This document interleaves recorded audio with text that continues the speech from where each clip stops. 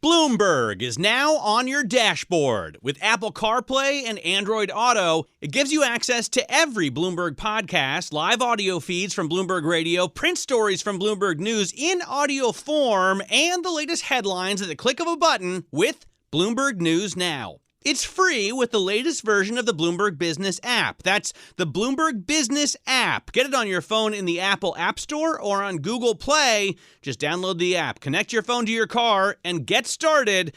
And it's all presented by our sponsor, Interactive Brokers. Welcome to the Bloomberg Markets Podcast. I'm Paul Sweeney, alongside my co-host, Matt Miller. Every business day, we bring you interviews from CEOs, market pros, and Bloomberg experts, along with essential market-moving news. Find the Bloomberg Markets Podcast on Apple Podcasts or wherever you listen to podcasts and at Bloomberg.com/podcast. It's Thursday, so it's not, Merger Monday, but there's a trade out there in the shale business, and we've seen a lot of consolidation in the shale patch out there in really the last couple of years. And we have another deal here, APA to buy shale oil driller Callon Petroleum for $4.5 billion. And we want to talk shale. We talk with Vince Piazza. He is our energy analyst for Bloomberg Intelligence. Hey, Vince, I know you've been busy recently kind of parsing through all these M&A trades in the shale patch here in the U.S. Talk to us about what APA is. What is APA doing here with this acquisition of Callon Petroleum? Yeah, well, look, in the Permian, Paul, and by the way, Paul, Happy New Year to you and yours. You too, sir. What we have here is a jump ball for acreage in the Permian, and we've seen this across several years. It paused and then kicked up again most recently, but this is really about larger players looking to gain scale and smaller players looking at the environment in front of them with higher rates and big guys getting bigger. There's really not a lot of room for them. And, we follow roughly 14, 15 names in the Permian that are below 500,000 net acres. And they need to do something. They need to do something to survive or to put themselves up for sale. And Callon did. And we see this as a continuation of consolidation for scale and asset concentration. These guys are selling a commodity. There's very little differentiation. The way you gain efficiency, the way you gain productivity is to be big, to have scale, to have concentration across your region. And in this case, it's the Permian. We've seen a lot of M&A in the Permian on the oil side. We haven't seen a lot on the gas side. I think that's where the real story will be in 2024. Natural gas has likely bottomed in 2022. We should see better conditions, better balances. We should see more consolidation in the gas side as well, especially with the curve the way it looks. And we'll probably see that more in the Haynesville and also in the Marcellus. But what this really tells us is there is scarcity value, right? And so you are bidding up smaller operators, mid-cap operators that were privately sponsored, and the PE shops need to monetize these investments to recycle that capital as well. So you're seeing small, mid-sized PE-backed names selling out, and you're seeing publicly traded names also selling out, especially in an environment where you have higher rates. In the case of Callon, they were one of the higher levered names of the companies that we follow. So, I think it is reality coming to call on them and other smaller operators. Yeah, I'm just, Bloomberg's got some good reporting here, just summarizing what's happened so far. Just recently in October, ExxonMobil reached a $60 billion deal to buy Pioneer Natural Resources. Chevron followed it up with a $53 billion agreement for Hess Corporation. And in December, Occidental Petroleum agreed to acquire Crown Rock for $10.8 billion. So, Vince, as you say, a lot of deals getting done here. Talk to us about just the natural gas market in general. Because when we talk about energy, we tend to talk about oil more than nat gas here. Talk to us about where we are in that market today. What's the outlook? Well, the outlook right now, just given the backdrop for weather and the rather mild temperatures that we've had here early on in the winter season, it's been it's been a tough go for natural gas. We would have thought we would have seen a better bid into the winter, but with a very mild December and a little bit turning here in January as the cooler temps settle in, but it's been a pretty tough go. But then again, it's better than where we were last year, where we saw nat gas go below $2 very briefly. But we think we're past that point. We think 2024 balances will likely tighten. Right now we were in this mix of this 260, 250 spot. But we think that things will improve. There is a structural secular trend, and that is toward LNG exports. The U.S. has grown its export capacity. It will continue to grow this export capacity through 2020, through 2030. And we think this is a net positive to pull the excess capacity that we have in the U.S. into the European corridor and in the Asia corridor. Last year we had a lot of flows go into the European corridor, just given the fact of Russia and the Ukraine war and what that meant for energy security. So the U.S. was a buffer for that. We will continue to be a buffer for that. LNG export capacity gains will be a structural story that we'll hear more of, and that will tighten balances for us in the U.S. You also have gas in the power stack that has gained share, and that will continue to be stable over the next year or so. We will continue to gain share there as well on the industrial side. So you have both a cyclical story, which is the weather component that we can control, but there is also a structural component to it that does provide longer-term growth for natural gas, not just as a transition fuel, not just as a bridge fuel, but as a key component within the energy complex, the energy portfolio. Hey, Vince, it's interesting that the U.S. has become a net exporter of oil here, and a lot of our listeners probably aren't aware of that, particularly the ones that kind of remember back in the 70s when we had those oil emergencies and shocks here, and a lot of that's due to the shale. You're the expert on shale. You're the expert on fracking. Can you explain to us, when these frackers blast in a bunch of this water into the rock, what comes out in terms of oil versus natural gas? How does that typically work? Yeah, so in a place like the Permian, where most of the M&A activity is occurring, not only do you have your crude oil, but you also have what's called associated natural gas or associated gas. Typically you will have something to the effect of 2/3 liquids, 1/3 gas. That gas has to go someplace. And it has been a big boon to a place like the Permian, which is the third largest producer of natural gas as a standalone basin, which is really incredible when you think about we're really drilling for crude oil in that basin. But what we have here is a plethora of natural gas, and the export market is the most likely area for it to move through in order to balance these markets. In general, no matter where you drill, you're going to drill some natural gas if you're drilling for crude oil as well. So when we do talk about natural gas, it is a default to talk about crude oil as well, since that is the driver of what we come up with when we also drill for natural gas and oil. So it is the thing that stirs the drink for the natural gas market as well. So, I guess we all kind of got a little bit more smarter on liquefied natural gas when Russia did invade Ukraine, and that really cut off the supply of Russian gas to Europe. And we've got a lot of it, but it's not easy to transport, is it? You got to do this whole liquefaction process. How is that whole part of the industry developing? It's developing very rapidly. We're growing capacity.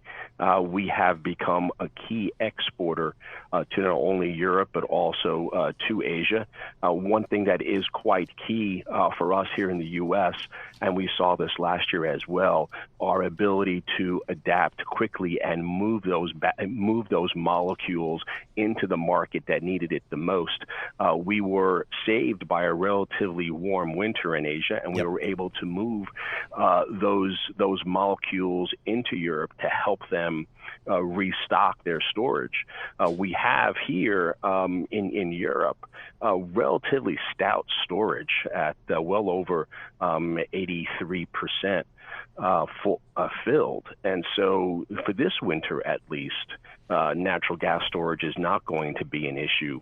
And we've done an exceptional job, and the European Union has done an exceptional job refilling its capacity to deal with any uncertainty that would occur, not only on the war front, but also in terms of weather as well. So natural gas in the U.S. being exported to other countries has been a key contributor to how we are looking to balance our market here in the U.S.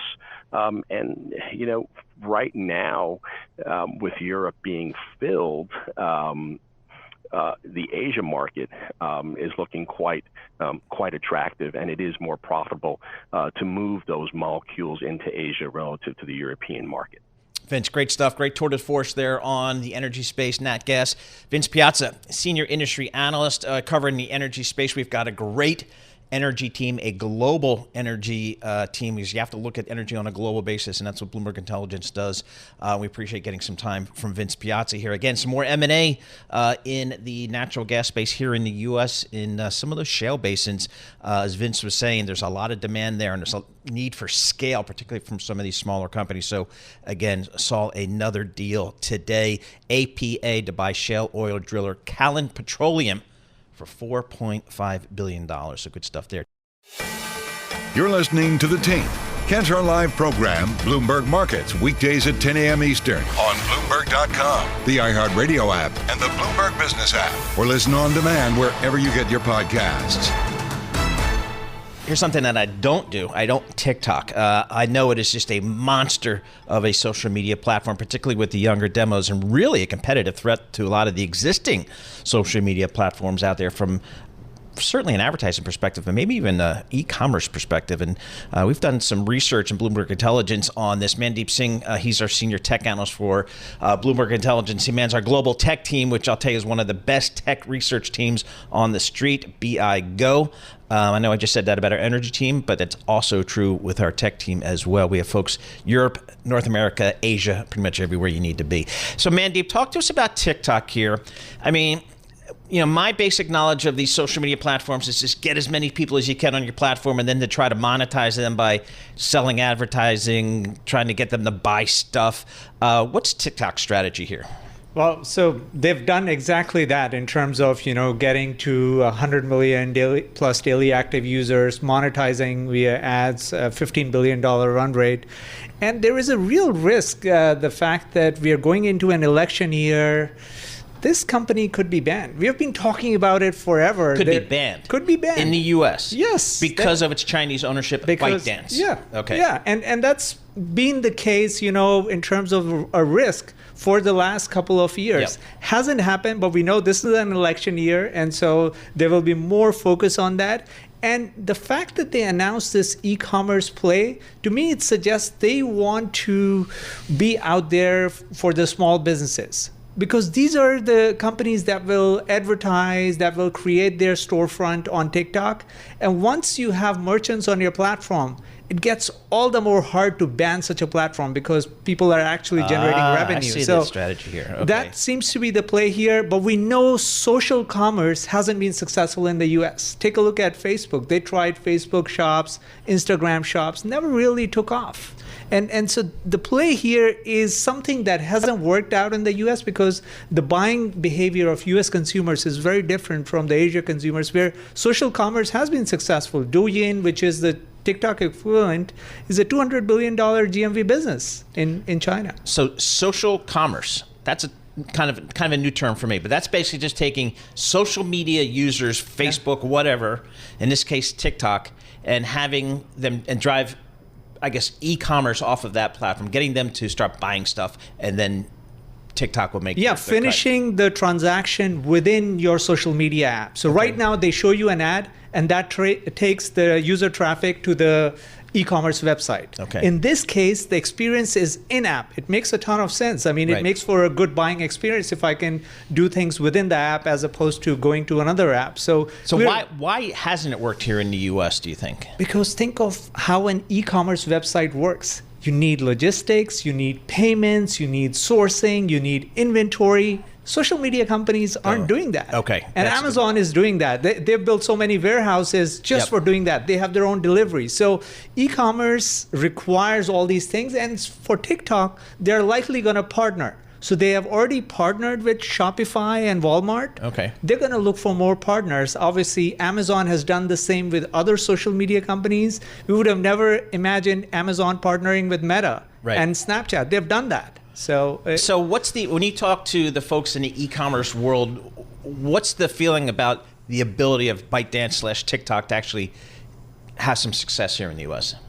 Very unlikely, at least from my lens, given, you need to match that Amazon experience that people have in the US, right? 2-day prime shipping, 1-day prime shipping. And so for them to do it, one, they need the merchants on the platform. They need to offer a lot of stuff. But look, they appeal to the younger demographic. We know TikTok appeals to that 10 to 25-year-olds. And they can adopt a new platform much more quickly than other consumers. So I wouldn't be surprised if they use incentives to drive that e-commerce shift. But in the end, there is a political bent to it. And the reason why they're doing it is just to make sure they have a lot of small merchants on the platform, which increases their odds that they won't be banned in the US. All right. So for those folks that aren't really that familiar with the business of TikTok, ByteDance, which owns TikTok, aims to grow the size of its U.S. e-commerce business tenfold to as much as $17.5 billion this year, according to people familiar with the matter, posing a bigger threat to Amazon.com. So that's laying it out there. Yeah. I mean, it's an ambitious goal, but we know the U.S. e-commerce market is huge. So it's still, less than 5% of the overall e-commerce market that's out there. And TikTok was last year on track to amass around $20 billion in global gross merchandise value, with Southeast Asia contributing the bulk of the sales through its platform, Bloomberg News reported. So now they're saying, okay, so they have some success in other parts of the world. Now the question is, can they do it here in the U.S.? Yeah. And when you talk to Amazon, they're a fly. We're not even worried about them. Is that the case? I think Amazon did preempt that. So in December, they announced this partnership with Meta, with Snapchat, with Pinterest. That didn't happen so far. So Amazon and the other social media platforms want to partner with these e-commerce platforms because in the end, this is the next leg of the offline to online shift. The video shopping, the live stream shopping, which you have seen play out in China and the Asian regions where TikTok has had some success. All right, I can't let you out of here without talking about AI, whatever that is. Generative AI market. This is your research, dude. Yeah. Generative AI market appears set to reach 1.3 trillion by 2032. What are you talking about? Well, so what we saw last year was a bumper year in terms of what NVIDIA showed us, their data center sales. So I don't think anyone can write off such forecasts now after what we saw with NVIDIA last year. But look, it's going to happen in phases. Right now, we are still in that infrastructure phase where chip companies are seeing that demand, and more so around, the accelerator chips, the GPUs. Not every type of chip is in demand. Now you're seeing memory companies see that AI demand, and gradually you're going to see other types of infrastructure really get replaced within data centers. We are going through a massive data center refresh cycle, and then it will trickle to applications. The real disruption will be in how we use our application software, because AI is going to redefine the way we use software, and that's the 1.3 trillion component over 10 years, the disruption. All right, here's some more numbers, because you guys have a lot of numbers in your research. Generative AI may expand to about 10 to 12% of the total IT hardware, software, services, ad spending, and gaming markets by 2032 from less than 1% based upon the BI calculations. That gives you some sense of kind of the growth here. Yeah, and that's the disruptive element. We're not talking about companies finding new dollars to put in, generative AI. You are going to see some existing spend being migrated to generative AI for good reasons, because of productivity. Copilots make you more productive, the workers more productive. And that is why companies are going to move some of their existing spend towards these Gen AI tools. You guys wrote a research report on this, right? Yes. Where can you? I can get a Bloomberg Terminal users. I mean, basically, this report tells you everything you need to know about AI. Yeah, it's get a it on the 60-page report. Yes. 60-page report. Yeah. BI Go gets you to Bloomberg Intelligence. That's where you can find it. Yeah. Anywhere else for like the non-subscriber, the non-Bloomberg people? Oh, they could reach out to the media folks, and I'm Okay. sure they can share something. All right, because I'm telling you, folks, a lot of people, as we all know in 2023, AI was not just a tech story. It was a U.S. and global marketplace story. That drove a lot of the gains we saw in the equity markets in 2023, that and weight loss drugs. So, and I know we've got a weight loss report out there, the GLP stuff from Sam Fazeli. So, again, some great stuff coming out of Bloomberg Intelligence. Check it out on the Bloomberg Terminal, BI Go. Mandeep Singh, thank you so much for joining us. He's a senior analyst for technology, Bloomberg Intelligence. He's in the studio. He's in the office, unlike of some management level folks at BI, but I take note of that, who comes in and who doesn't. Mandeep Singh, he is our senior guy on technology, along with Anurag Rana, doing our global coverage here. You're listening to The Tape. Catch our live program, Bloomberg Markets, weekdays at 10 a.m. Eastern on Bloomberg Radio, the TuneIn app, Bloomberg.com, and the Bloomberg Business app. You can also listen live on Amazon Alexa from our flagship New York station. Just say, Alexa, play Bloomberg 1130. All right, let's check in with Ed Harrison. Why do we do that? Because he's the senior editor of Bloomberg News. He's a smart person, has a ton of experience here covering the markets, and he's got a great column that a lot of people feel like is a must-read, the Everything Risk column for Bloomberg News. His latest one is this: 2024's risk is a hot U.S. economy. What do you mean by that? Ed, senior editor of Bloomberg News, joins us. Ed, what do you mean by the 2024 risk is a hot U.S. economy? Hey, Happy New Year to you, by the way. Cheers. I think the risk is that everyone really is expecting a soft landing, yes. But really, they're expecting that soft landing to be associated with enough softness to get rate cuts. In fact, in the bond market, we have 140 basis points of cuts that are being priced in, and we're already saying that as soon as March, we could have a rate cut. That's what the pricing for the market is. If the economy is too hot, and right now we have GDP now at 2.5%, that's too much for those kind of rate cuts to come through. And so if you have to look at where the path of least resistance is, right now it's towards lower yields generally, but this is going to be a huge headwind against that. And therefore, that's going to be the pain trade yet again this year.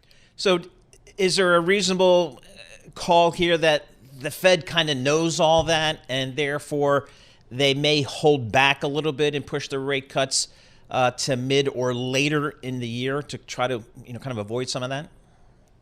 Yeah, I mean, I think that's what the tete-a-tete that you're going to have in the beginning of the year is the Fed versus the markets saying, yes, we're going to cut rates, but how much are we going to cut them by? With the market really, front running these rates very aggressively. But to a person, I think that the Fed officials have been saying over the last several weeks that, yes, that's right. We're going to do it in Q3. We're going to do it in Q4, not in Q1, maybe at the end of the second quarter. It all depends on, obviously, what the data say. And I think that this has all been spurred on by that December dot plot that we got, which showed 75 basis points of cuts, more than we had seen in the September dot plot. And then a very some people would say dovish Powell in the press conference after that. Yeah, we saw that, Ed, as you've called out before in the bond market. We had the 10-year Treasury, which, as Tom Keene likes to say, was a cup of coffee ago was 5%. We traded all the way down to like 3.25% on the 10-year. We backed it up a little bit here now at 3.97%. So, maybe the market's trying to adjust here. I guess the next big data point is going to be the non-farm payrolls tomorrow. Yeah, I mean, I'm with the FX rates team, and we're anticipating that hotly. Especially because we had the ADP data that came out today that was higher than expected. We also had the jobless claims data, both continuing and initial claims were lower than expected. So there's a lot of angst, if you will, about where we're positioned in the bond market vis-a-vis that jobs report. Because if the jobs report is hotter than expected, exactly as I'm saying, that's the pain trade. Yep. Then you could see a big reaction to that. So what are your sources saying out there in terms of the positioning in the marketplace? I guess in 2023, a lot of the quote-unquote smart money, the hedge funds, had a net short position out there on the Treasury market. On the other side of that trade was long-term investors like mutual funds, like Warren Buffett saying, I'm going to show up at every auction and keep buying U.S. Treasuries. Where do you think kind of the smart, faster money may be with Treasury positioning right now?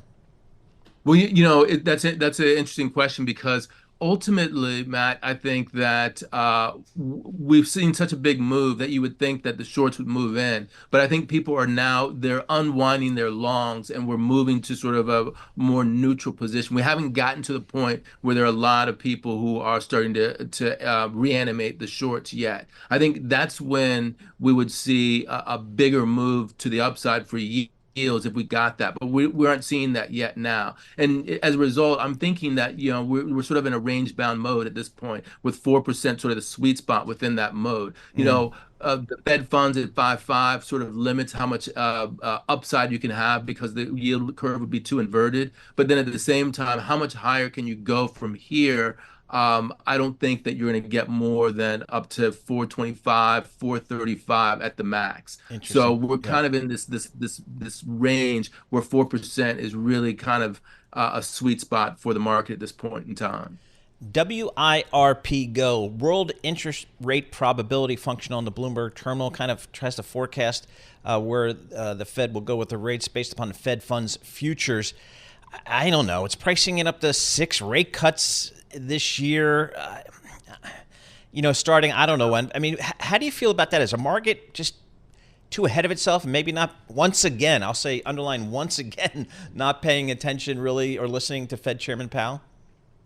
Well, it's a good question about what the market's doing collectively. I mean, basically you're trying to give your winners room to breathe. And when the Fed basically gave a green light in December, the people who were bullish in the market, they pushed it to the max. And there hasn't been any push. There hasn't been enough pushback, and we haven't had enough data. We haven't had any Fed meetings to dispel the notion that you could get those 6 rate cuts. So people are putting those positions on. I think that as the data come in, likely those 6 rate cuts will get pared back to a more manageable number. The only way that you're going to get them, unfortunately, is as if you have a recession. I think then you're actually going to get more than 150 basis points of cuts. And I know that I think it's Wells Fargo is the one. It's TD. They're the ones who are predicting 200 basis points of cuts. Wow. Yeah, that would suggest something's askew there in the economy. Hey, Ed, thanks so much for joining us. Ed Harrison, he's a senior editor for Bloomberg News, got tons of experience in the markets. He's also a former diplomat at the U.S. State Department. How about that? So he's kind of got a varied experience, a great worldview looking at these markets here as part of our Bloomberg News team. Appreciate getting a few minutes of his time. You're listening to The Tape. Catch our live program, Bloomberg Markets, weekdays at 10 a.m. Eastern on Bloomberg Radio, the TuneIn app, Bloomberg.com, and the Bloomberg Business app. You can also listen live on Amazon Alexa from our flagship New York station. Just say, Alexa, play Bloomberg 1130. Let's talk a little bit of economics. We've got some breaking news here. Michael McKee joins us. Michael, what's happening with our friends at the New York St. Louis Fed? They are getting a new boss. Really? Alberto Musalem. He is a PhD economist and has worked on Wall Street for a significant amount of his career, also at the IMF and also at the New York Fed. He was most recently the non-executive chair at the Mann Group and a member of the board at Freddie Mac. He says he'll resign those two positions. He was the CEO of Events Asset Management, and he was a managing director and partner at Tudor Investment. Oh, okay. So he has got a broad Wall Street background, and it looks like some experience at the Fed, so he has straddled both worlds. So when a bank, regional bank, gets a new head, how do you kind of view it? Is there a period of just kind of get to know each other, think things out, or and is this new Fed president given, I guess, authority over some period of time, or how's that work, the transition? Well, Jim Bullard is already gone. Yep. He left last August, and he's now at Purdue University. Now, the first vice president for the St. Louis Fed takes over and represents the St. Louis Fed at all the Fed meetings and things like that. Kathy O'Neill, she is not voting this year, so it's not an issue. She presents what information she has to the Fed and takes part in the discussions. He is going to take over starting in April 2nd. So he will miss the first two meetings of the year and then begin to take part. He doesn't vote until 2025. Okay. Historically, what's the role of the St. Louis Fed been? Did they have a reputation for representing? It evolved. It was known as one of the kind of monetarist banks where the money supply and that sort of thing mattered a lot. But under Jim Bullard, that went away as monetarism sort of died out when it became hard to tell exactly what was money these days. And then the President Bullard, rather, sort of became one of the thought leaders at the Fed. He came up with the idea of regimes, where you didn't change monetary policy unless the whole regime of the economy changed. And he was one of the first to really get dovish going into COVID and coming out of the great financial crisis. So that's kind of their reputation. We'll see what Mr. Musalem has to say. All right, exciting news for those Fed watchers. St. Louis Fed names ex-Tudor and New York Fed executive as president. St. Louis, the gateway to the West. Alberto Musalem is now its new president. You're listening to The Tape. Catch our live program, Bloomberg Markets, weekdays at 10 a.m. Eastern on Bloomberg Radio, the TuneIn app, Bloomberg.com, and the Bloomberg Business app. You can also listen live on Amazon Alexa from our flagship New York station. Just say, Alexa, play Bloomberg 1130. I've been hearing a lot of people, fund managers, strategists, when they talk about 2024 and maybe some of the sectors that we should be looking at, they say banks. Now, I think they mean like J.P. Morgan, Bank of America, those types of things. I'm not sure they're talking about the regional banks, the community banks that really had some problems in the beginning of last year. So I wanted to flush that out, and there's only one person to do that. That's Herman Chan. He covers all of the regional banks for Bloomberg Intelligence. He joins us here in our Bloomberg Interactive Broker studio. So Herman, is it too early to go back into regional banks yet? Because I know you were very good at telling us it's an earnings problem. Right. It's an earnings challenge for these banks. It's not necessarily a credit risk problem. It's an earnings problem. So where are we? Right now, the market's been pretty optimistic. You've seen a big rally in regional banks over the past couple months to end the year, and that's really driven by interest rates, right? The market's now expecting 5-6 rate cuts in 2024, which would help alleviate some of the earnings issues, the revenue issues from higher funding costs. So that's really what's driving the rally. It remains to be seen if that will hold, but it's more optimism on rates more than anything else. So I see, I'm just kind of looking at my Bloomberg chart, just from the lows back in, I guess, late October, the Spider S&P Regional Banking ETF, which is KRE, is the ticker, up about 33%. So again, that nice rally you were talking about. where are we in terms of valuation? Is there still room to grow here? Do we still have earnings risk? How do you put it all together? Yeah, sure. So valuation's still fairly attractive. We were towards that October timeframe. We were about 1x tangible book value on an adjusted basis, which is historically the trough level. So now we're a bit higher than that. The revenue picture and the earnings picture is going to be a wild card with credit quality, right? So if the market's correct that we see rate cuts, the net interest margins for the banks could improve in 2024. But what's still in flux is really what's happening with credit quality. Are banks going to see higher loan losses from areas like commercial real estate, particularly office commercial real estate, multifamily commercial real estate? So those are the questions that still remain unanswered for 2024. So in terms of the commercial real estate exposure, is it at the JP Morgans of the world, or is it at the M&T banks of the world? Yeah, sure. So it's more at the M&T banks of the world and increasing and higher as you go lower in scale and size for banks, right? So the smaller community banks have more commercial real estate, and it sort of grows as you become a large regional bank. And then the banks like JP Morgan have more diversification. So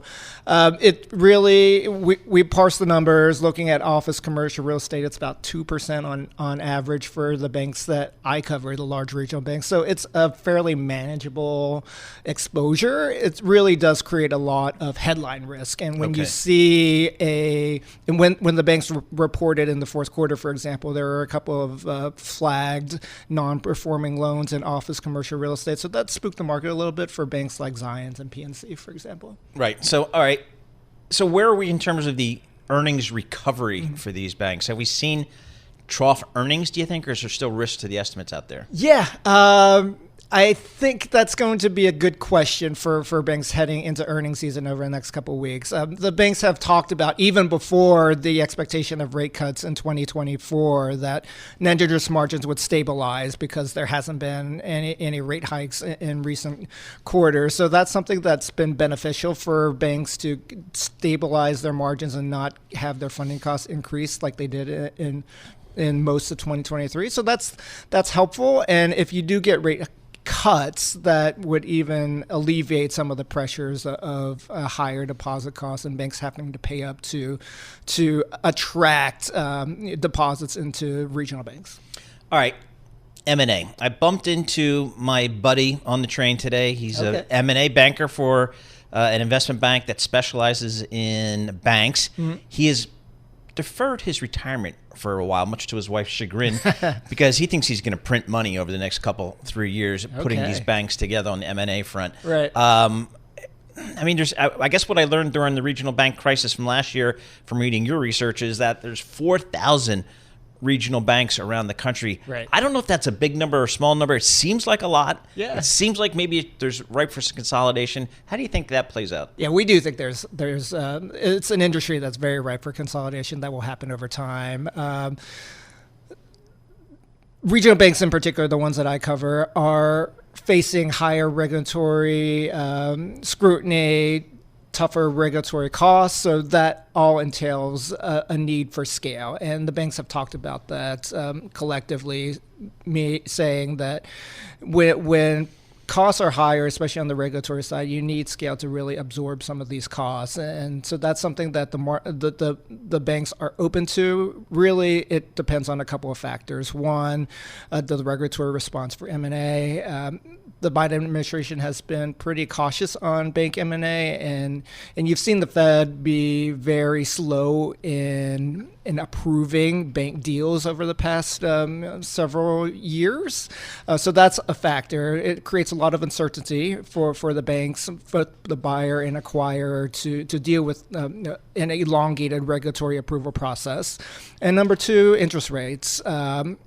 When rates were as high as they were, it does create a bit of a challenge in putting the two banks together when you mark to market the target's balance sheet. So the merger math doesn't make sense right now, but if rates do come down even more, I think you'll see more and more conversations, and potentially that's a 2024 event.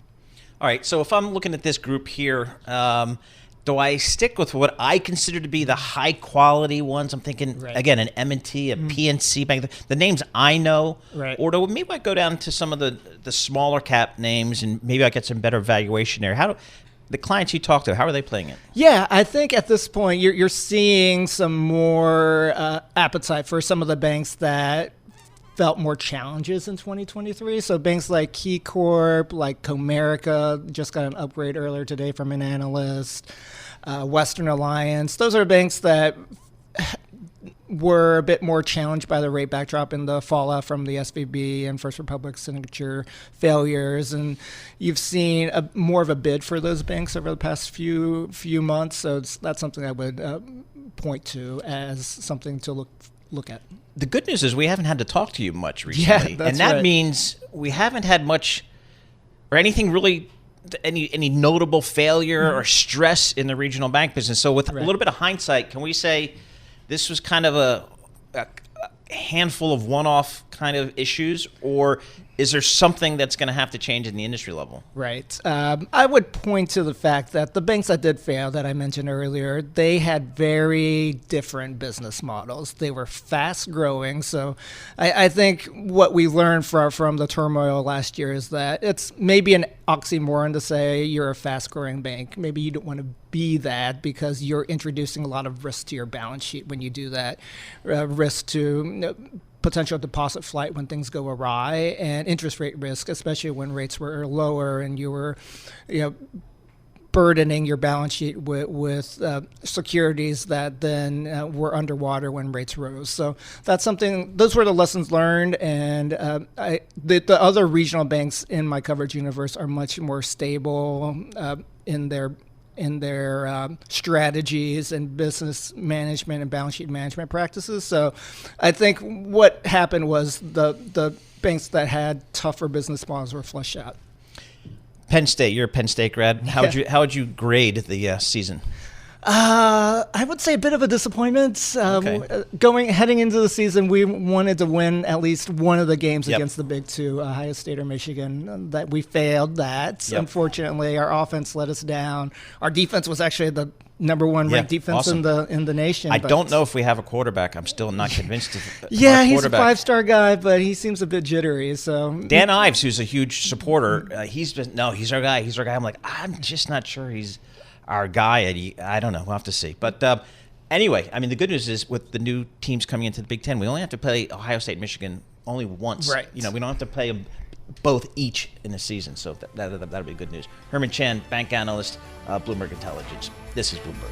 Thanks for listening to the Bloomberg Markets Podcast. You can subscribe and listen to interviews at Apple Podcasts or whatever podcast platform you prefer. I'm Matt Miller. I'm on Twitter at MattMiller1973. And I'm Paul Sweeney. I'm on Twitter at PT Sweeney. Before the podcast, you can always catch us worldwide at Bloomberg Radio.